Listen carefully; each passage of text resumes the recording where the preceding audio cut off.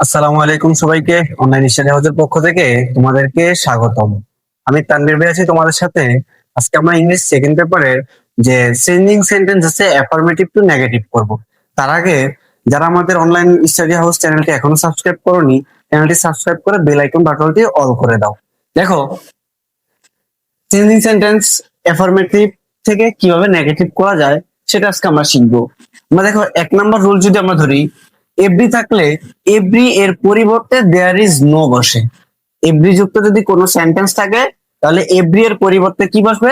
There is no বসবে। তারপরে every এর পরের শব্দ বসবে। এভরি যুক্ত যে শব্দটা থাকবে তার পরের শব্দ বসবে। তারপরে কি? বার্ব বসবে। তারপর সেন্টেন্সের বাকি অংশ বসবে। আমি একটা উদাহরণ দিলে তোমরা বুঝে যাবা। দেখো,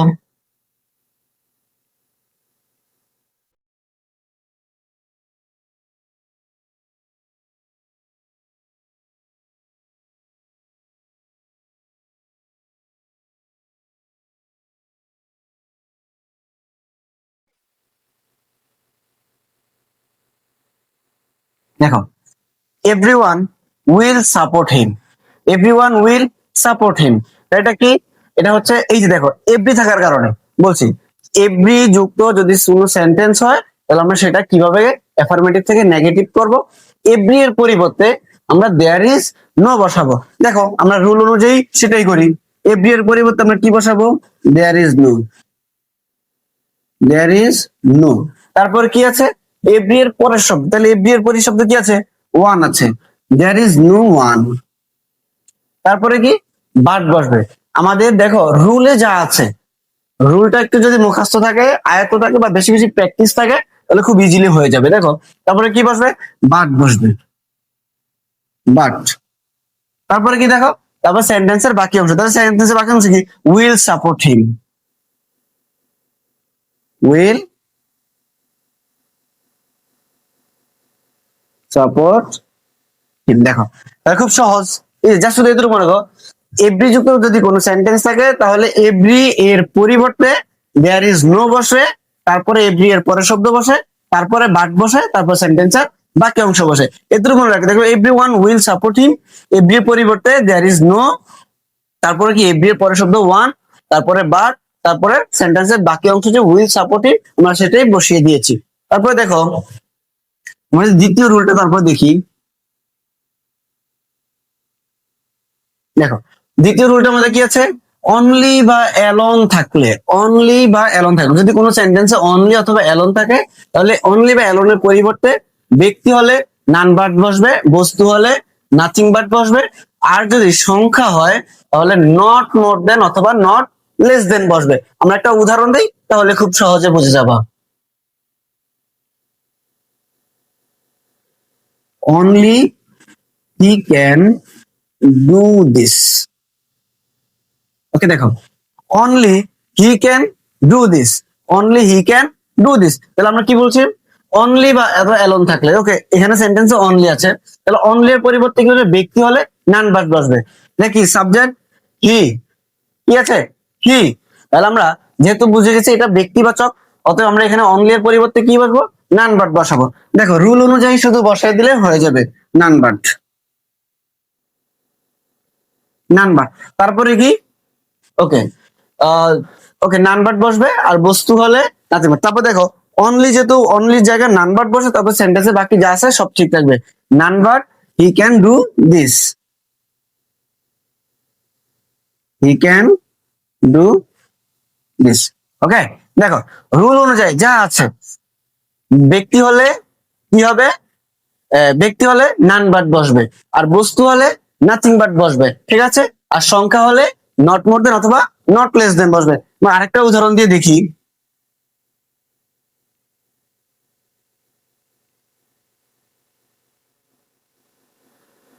I have only 3 millions. 3 millions. ওকে, দেখো, আই হ্যাভ অনলি 3 millions। তাহলে আমরা সেন্টেন্স দেখে এখানে দেখলাম যে 3 millions, এটা কি? সংখ্যাবাচক। আর এখানে কি আছে?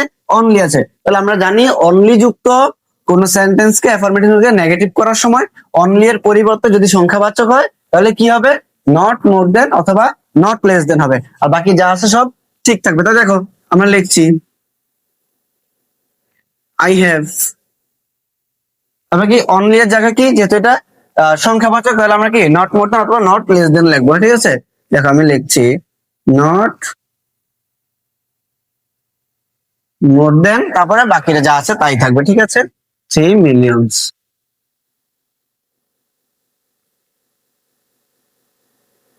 ওকে, দেখো তাহলে শুধু অনলি জায়গায়, শুধু অনলি জায়গায় পরিবর্তন হবে, শুধু অনলি জায়গায় পরিবর্তন হবে। যদি সেটি কি হয়, ব্যক্তিবাচক হয় তাহলে নান বাট বসবে, বস্তুবাচক হলে নাথিং বাট। আর যদি সংখ্যাবাচক হয়, এই যে সংখ্যাবাচক থাকার কারণে কি বসবে, নট মোর দেন অথবা নট লেস দেন, যেটা দাও হয়ে যাবে, ঠিক আছে। ওকে, তারপর দেখো আমরা যদি তারপর 3 নম্বর যে রুলটা আছে সেটা করি। কি আছে, মাস্ট, যদি কোনো সেন্টেন্সে মাস্ট থাকে তাহলে মাস্টের পরিবর্তে ক্যান নট বাট অথবা ক্যান নট হেল্প বসবে। দেখো যদি কোনো সেন্টেন্সে মাস্ট থাকে তাহলে কি বসবে, ক্যান নট বাট অথবা ক্যান নট হেল্প। এখন যদি তুমি ক্যান নট বাট বসাও তাহলে বাক্যে আর কোনো পরিবর্তন করতে হবে না। আর যদি তুমি ক্যান নট হেল্প বসাও তাহলে কি হবে, যে ভার্ব আছে, ভার্বের সাথে একটা আইএনজি যুক্ত করতে হবে। কারণ আমি যদি বলি আই মাস্ট গো দেয়ার, ঠিক আছে, আই মাস্ট গো দেয়ার, তাহলে এখানে আমি ক্যান নট বাট দিয়ে আগে করি। দেখো আই মাস্টের জায়গায় কি বসবে, can not but, I can not but go there. Okay, I can not but go there, আমরা বলেছি যদি ক্যান নট বাট বসে তাহলে বাক্যে আর কোনো পরিবর্তন করতে হবে না। যদি ক্যান নট হেল্প হয় তাহলে কি হবে, ভার্বের সাথে আইনজি যুক্ত করতে হবে। দেখো আমি আরেকটা উদাহরণ দিচ্ছি। দেখো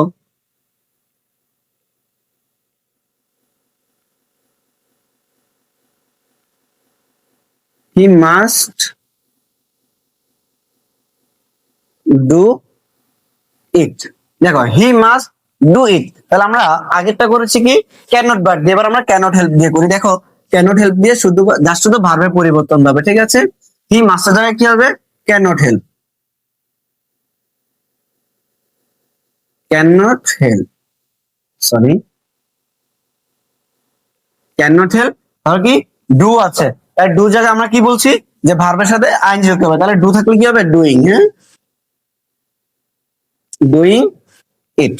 ওকে, দেখো সহজে যা শুধু একটু রুল গুলো মাথায় রাখবা তাহলে খুব ইজিলি সমাধান করতে পারবা, ঠিক আছে। দেখো তাহলে কি আমরা ক্যান নট বাট দিয়েও করেছি, ক্যান নট হেল্প দিয়েও করেছি। শুধু ক্যান নট বাট হলে বাকি যা আছে সব ঠিক থাকবে, আর যদি ক্যান নট হেল্প হয় তাহলে ভার্বের শেষে কি যুক্ত হবে, একটা আইএনজি যুক্ত হবে। তারপর দেখো আমি যে তারপরে 4 নম্বর রুলটা করি, এস সুন এস থাকলে এর পরিবর্তে নো সুনার হেড বসবে, তারপরে প্রদত্ত যে সাবজেক্ট থাকবে, বাক্যে যে সাবজেক্ট থাকবে সে সাবজেক্ট বসবে, তারপরে বি3 মানে ভার্বের পাস্ট পার্টিসিপল রূপ বসবে, তারপর সেন্টেন্সের বাকি অংশ বসবে, তারপরে হচ্ছে দেন বসবে, তারপরে সেকেন্ড ক্লজের পাস্ট রূপ বসবে। দেখো আমি ওকে এখানে করছি, দেখো এস সুন এস থাকলে, হ্যাঁ okay, as soon as we reach, as soon as we reach the station, huh? The station is when station. As soon as we reach the station, the train left. The train left. Okay, দেখো as soon as we reach the station, the train left. এখন দেখো এটাকে আমরা কিভাবে পরিবর্তন করব, as soon as এর জায়গায় আমরা কি বসাবো, নো সোনার হেড বসাবো। as soon as এর জায়গায় আমরা কি বসাবো, নো সোনার হেড বসাবো। দেখো no sooner head, no sooner head বসবে। তারপর দেখো বাক্যে প্রদত্ত যে সাবজেক্ট আছে সেই সাবজেক্ট বসবে, প্রদত্ত সাবজেক্ট, বাক্যে কোন সাবজেক্ট আছে, উই, বাক্যে কি আছে, উই আছে, তাহলে as soon as এর জায়গায় আমরা কি বসাইছি, নো সোনার হেড বসাই, তারপর প্রদত্ত যে সাবজেক্ট আছে উই, আমরা সেই উই বসাবো, ঠিক আছে। তারপরে কি বি3, তাহলে রিচ, এটা বি3 কি রিস্ট, এটা যা আছে তাই, ঠিক আছে। ওকে, রিচ এর রিচ এর বি3 কি রিস্ট, মানে বাক্যের কি ভার্বের ফার্স্ট পার্টিসিপল রূপ বসবে, ঠিক আছে। ওকে, তাহলে রিচ এর ফার্স্ট পার্টিসিপল কি রিচ, তারপরে কি সেন্টেন্সের বাকি অংশ কি রিচ দা স্টেশন, ঠিক আছে। ওকে, দা স্টেশন। ওকে, তাহলে সেন্টেন্সের বাকি অংশ আমাদের এতটুকু পর্যন্ত শেষ। তারপরে কি আছে, দ্য ট্রেন লেফট, একটা সাবজেক্ট আছে, একটা কি ভার্ব আছে, একটা সাবজেক্ট ভার্ব থাকে, তাহলে এই সেকেন্ড যে ক্লজ আছে আমাদের এখানে কি সেন্টেন্সের বাকি অংশ, তারপর কি বসবে দেন বসবে, তারপর সেকেন্ড, তারপরে সেকেন্ড ক্লজের ফার্স্ট রূপ বসবে। তারপরে তার মানে হচ্ছে কি আমাদের এখানে যে সূত্র আছে, আমাদের কি যে রুল আছে, যে সূত্র আছে, সেটা অনুযায়ী আমাদের এখানে কি বসবে দেন বসবে। ওকে, ওকে, দেন বসবে। তারপরে আমরা কি বসবে, তারপরে দেখো, তারপরে হচ্ছে কি আমাদের যে সেকেন্ড ক্লজ আছে, সেকেন্ড ক্লজের হচ্ছে কি ফার্স্ট রো, তাহলে এখানে দ্য ট্রেন লেফট। আমার এখানে একটু জায়গার সংকটন, আমি এখানে একটু নিচে লিখি দা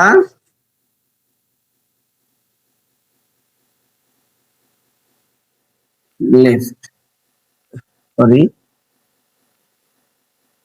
ওকে, দেখো, তাহলে হচ্ছে যে